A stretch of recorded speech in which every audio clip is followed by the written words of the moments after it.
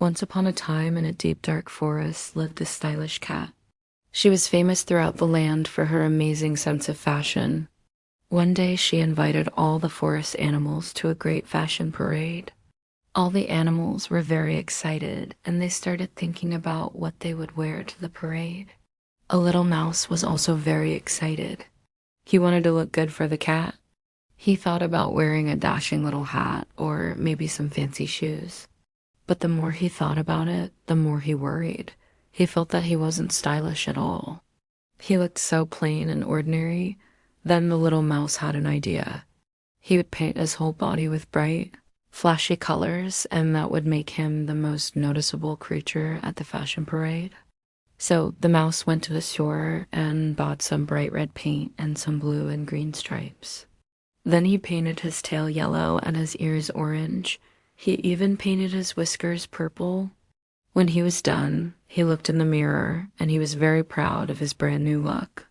When the time of the parade came, the mouse went to the stage in front of all the other animals. They cheered and applauded as he came out. The little mouse took a bow. Then he started to dance and twirl around to show off how cool he was. But after a while, the mouse didn't feel right. All his fancy movements felt awkward and strange. He didn't feel like dancing anymore. Suddenly, big fat raindrops started to fall from the sky. The mouse looked up in horror as the water washed away all the paint. All the animals gasped when they saw that there was no flashy colored mouse. It was just a plain little mouse. The little mouse was so ashamed that he wanted to hide. But then something amazing happened. Everyone started to clap and cheer. "Well done, little mouse. Bravo, little mouse." They all shouted. The cat walked over to the mouse and smiled. "Being you is the best costume," she said. The little mouse was very confused. He didn't understand what the cat meant.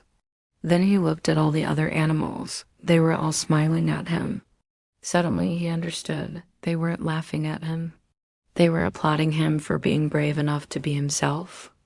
The little mouse had been trying so hard to be someone else.